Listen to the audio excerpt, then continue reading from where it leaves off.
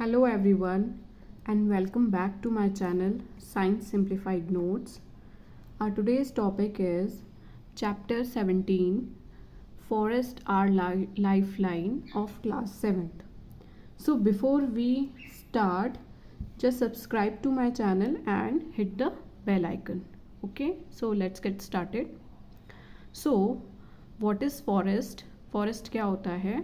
As we all know, it is a very large area which is covered with the trees, plants, animals and microorganisms. Okay ये सब forest में होता है. और क्या होता है इसमें? डिफरेंट लेयर्स होती है प्लांट्स की. फॉरेस्ट में प्लांट्स की डिफरेंट लेयर्स होती है जिसको अभी हम आगे पढ़ेंगे. And is home to variety of animals. Now we'll see what are the components of forest. There are 4 components of forest. First is tree.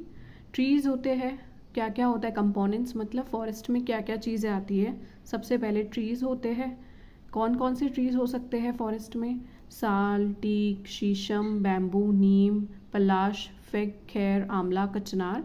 ये आपके बुक्स में भी मेंशंस हैं ये सारे ट्री. वही मैंने यहाँ पर मेंशन करे हैं. सेकेंड आता है कंपोनेंट श्रब. श्रब किसको बोलते हैं हम? स्मॉलर प्लांट्स को. ओके जैसे कि रोज़ प्लांट हो गया जो छोटे छोटे प्लांट्स होते हैं. और उसके अलावा हर्ब्स क्या होती है? हर्ब्स में आप ले लो धनिया ले लो, पुदीना ले लो. ये क्या होती है? बहुत ही छोटे छोटे प्लांट्स होते हैं, इसको हम हर्ब्स बोलते हैं. फोर्थ आता है क्लाइंबर्स एंड क्रीपर्स. क्लाइंबर्स जो कि क्लाइंब करते हैं जैसे हमारा मनी प्लांट. और क्रीपर्स जो कि ज़्यादा स्ट्रॉन्ग नहीं होते हैं, वो वीक होते हैं, उनकी ब्रांचेस बहुत वीक होती है तो वो फ्लोर पे ही रेंगते हुए जाते हैं, बड़े होते हैं, ग्रो होते हैं. Okay now what are the layers of forest. Layers क्या होती है इसके बारे में अब हम पढ़ेंगे. फर्स्ट लेयर होती है कैनोपी. कैनोपी में क्या होता है कि ये बिल्कुल जो फॉरेस्ट में जो सबसे ऊपरी जो ब्रांचेस होती है जो फॉरेस्ट को पूरा कवर कर लेती है उसको हम बोलते हैं canopy. The branches of tall trees look like a roof. ये बिल्कुल छत की तरह दिखाई देती है. रूफ मतलब छत. Okay over the other plant. ये जो छोटे छोटे प्लांट्स होते हैं उसके लिए एक रूफ का काम करती है इनकी ब्रांचेस, और उसको बोलते हैं हम कैनोपी. सेकेंड आता है हमारा under stories. This layer is below the canopy. ये लेयर कैनोपी के जस्ट नीचे होती है और इसके अंदर क्या क्या आते हैं? स्मॉल ट्रीज और सेपलिंग्स आती है. जो थर्ड लेयर है वो है shrub layer. This layer is below the under story and it consist of shrubs and bushes. Fourth है हर्ब लेयर. ये श्रब लेयर के नीचे होती है और इसमें हर्ब्स और ग्रासेस और फर्न्स आते हैं. जो पांचवी लेयर है वो है फॉरेस्ट फ्लोर. ये बिल्कुल फॉरेस्ट का जो फ्लोर होता है वो होता है, इट इज़ डार्क कलर्ड होगा and it consist of dead and decaying leaves. जो प्लांट के जो पत्ते जो कि गिरे हुए होते हैं फ्लोर्स पे, जो डेड होते हैं वो आते हैं. जो पत्ते, फ्रूट्स और सीड्स जो फॉरेस्ट की फ्लोर पे गिरे होते हैं, it comes under the layer of forest. Okay now what is known as the crown of tree. Tree का क्राउन क्या होता है?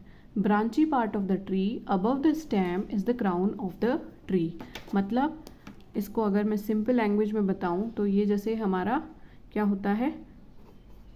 ट्री होता है. तो ये जो पार्ट होता है this is known as the crown. Okay now forest को अब हम क्या बोलते हैं?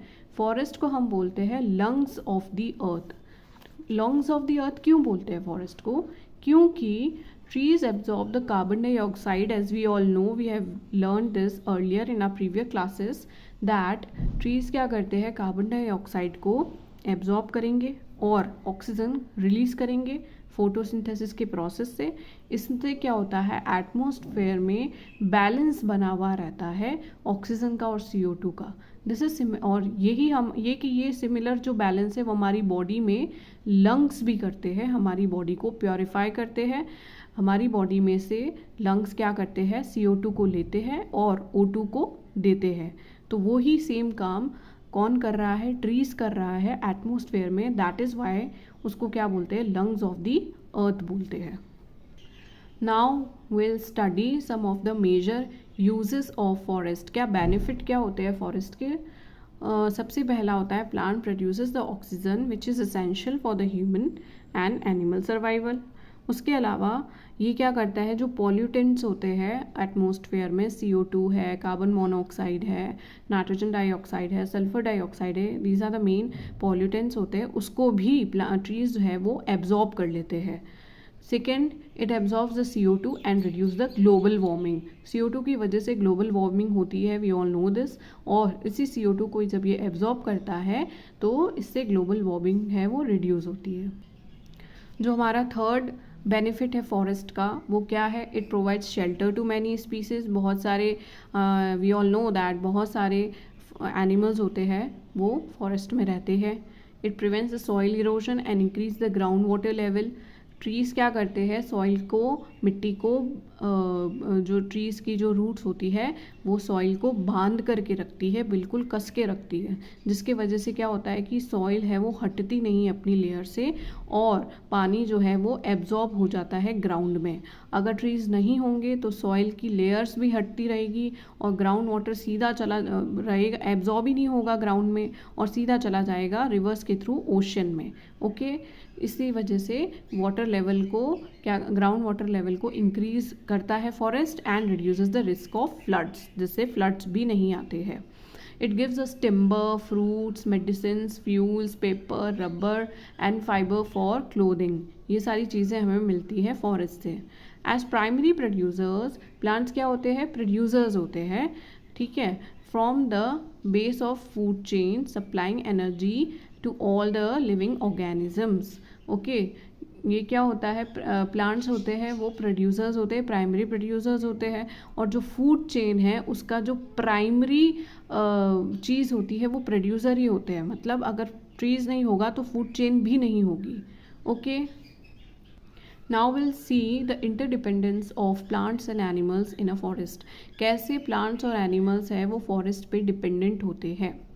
प्लांट्स क्या होते हैं, ऑटोट्रॉफ्स होते हैं। ऑटोट्रॉफ्स को हम प्रोड्यूसर्स भी बोलते हैं। ओके, यानी कि ऑटोट्रॉफ्स किसको बोलते हैं, मतलब प्लांट अपना खाना खुद बनाते हैं और जो खुद खाना बनाता है उसको बोलते हैं autotrophs. Now all animals eat other organisms as food.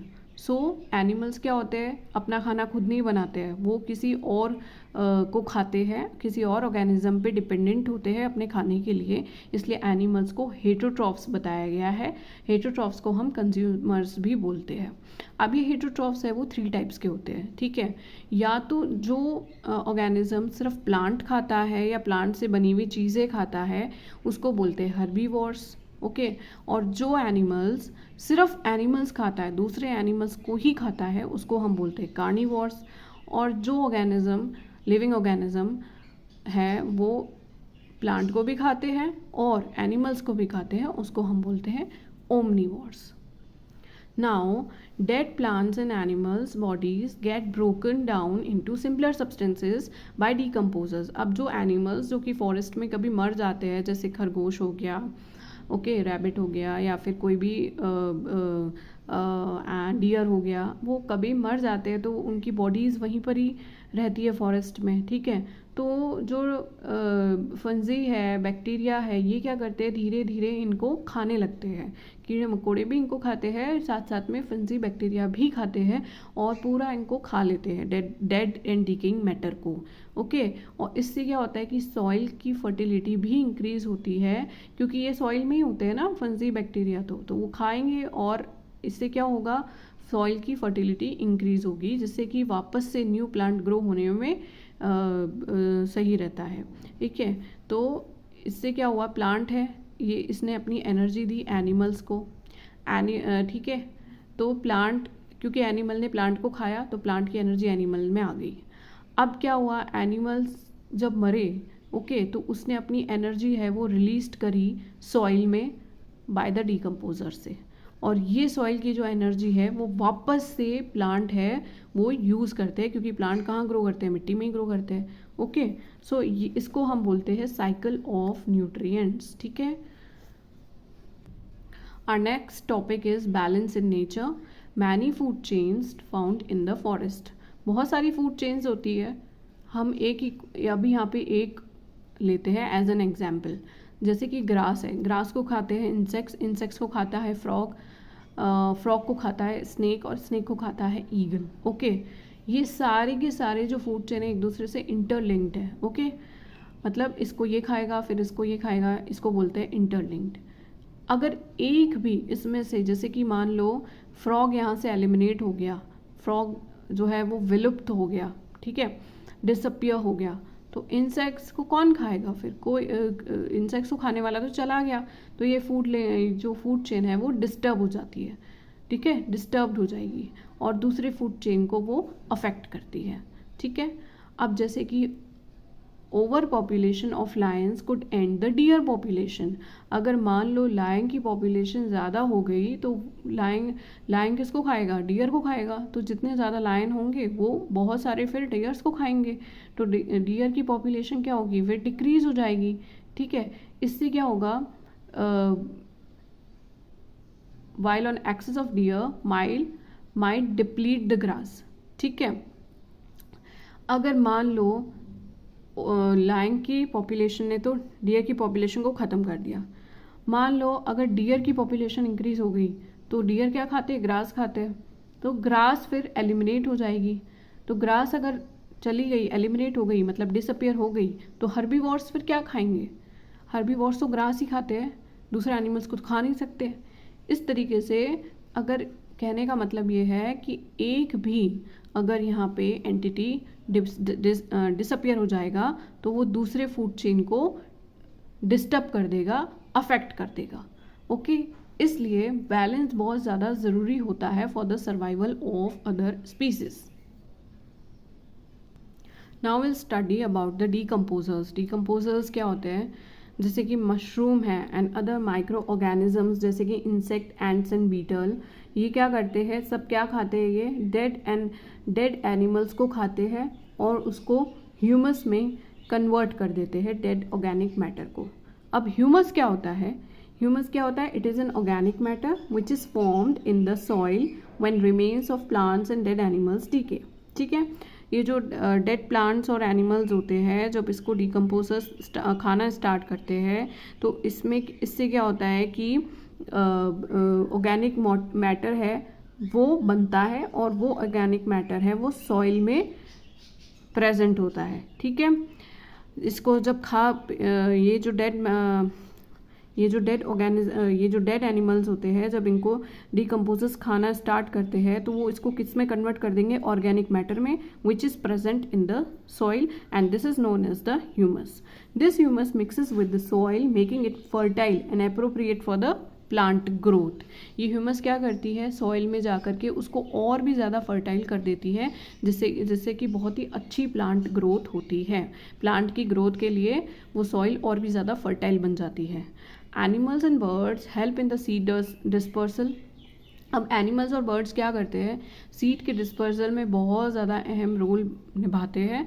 Birds क्या करती है? कुछ जैसे सीड्स को ले जाती है खाने के लिए और फिर वो वहीं पे कहीं गिरा देती है, और उससे क्या होता है? सिमिलरली स्क्विरल्स क्या करती है? वो अपने जो नट्स होते हैं उसको कहीं अपने बिल में छुपा के रखती है और फिर भूल जाती है, और फिर वही नट्स है वो वापस से प्लांट में ग्रो हो जाते हैं। बर्ड जो सीड ले गई उससे भी जो न्यू ट्रीज़ है वो ग्रो करते हैं। ओके, नेक्स्ट टॉपिक है डिफॉरेस्टेशन। डिफॉरेस्टेशन क्यों होता है? डिफॉरेस्टेशन मतलब कि जो ट्रीज़ है उनका हट जाना, उसको क्या कहते हैं? डिफॉरेस्टेशन। नाउ ये होता क्यों है? कब होगा? जब हम फॉरेस्ट को पूरा क्लियर कर देते हैं for farming and agriculture, land को यूज़ करते हैं फॉर द सिटीज़, यानी कि आजकल आपने देखा होगा पूरी जो सिटीज़ हो गई है वो बहुत ज़्यादा एक्सपेंड हो रही है, दूर दूर तक भी सिटीज़ एक्सपेंड होती है। वो कहाँ से होती है? वो फॉरेस्ट वाली एरिया को क्लियर करके होती है। Cutting trees for timber and paper industries, paper भी बहुत यूज़ होता है आजकल और टिम्बर भी यूज़ होता है, तो वो कहाँ से आता है? ट्रीज़ से आता है, इसके लिए ट्रीज़ को काटना पड़ता है। Extraction of minerals and industrialisation, wild fires, hurricanes and floods also contribute, मतलब जंगलों में आग लगना, फ्लड्स आना, इससे भी डिफॉरेस्टेशन होता है। अब डिफॉरेस्टेशन से क्या होगा, उसका इम्पैक्ट क्या होता है डिफॉरेस्टेशन का। अगर डिफॉरेस्टेशन होता है तो इससे क्या होता है कि एनिमल और प्लांट के हैबिटेट में डिस्ट्रक्शन आता है। हैबिटेट मतलब जहाँ हम रहते हैं उसको बोलते हैं हैबिटेट। तो अगर फॉरेस्ट ही हट जाएंगे तो फॉरेस्ट में रहने वाले एनिमल्स कहाँ जाएंगे, जैसे लायन है, बियर है, वो फिर कहाँ होता है, सिटीज़ की तरफ आने लग जाते हैं। Loss of timber, medicinal plants and other forest products, reduce rainfall and the water scarcity. These are some of the impacts of the deforestation. Our last topic is forest help in preventing soil erosion. Forest कैसे help करते हैं soil erosion को prevent करने में, तो उसके बारे में हम पढ़ते हैं। सबसे फर्स्ट है holding the soil with the tree roots, मैंने अभी आपको पहले ही बता दिया है। reducing the impact of heavy rainfall, providing the ground cover that stabilises the soil, इससे क्या होता है कि सॉइल को पूरा कवर करके रखते हैं। जो लंबे लंबे ट्रीज़ होते हैं वो पूरे फॉरेस्ट के फ्लोर को, ग्राउंड को क्या करते हैं, स्टेबलाइज करके रखते हैं, कवर करके रखते हैं। Regulating river flow and preventing floods, enhancing the evaporation and rainfall patterns. Okay, so this was all about this chapter. For more such notes, you can subscribe to my channel Science Simplified Notes.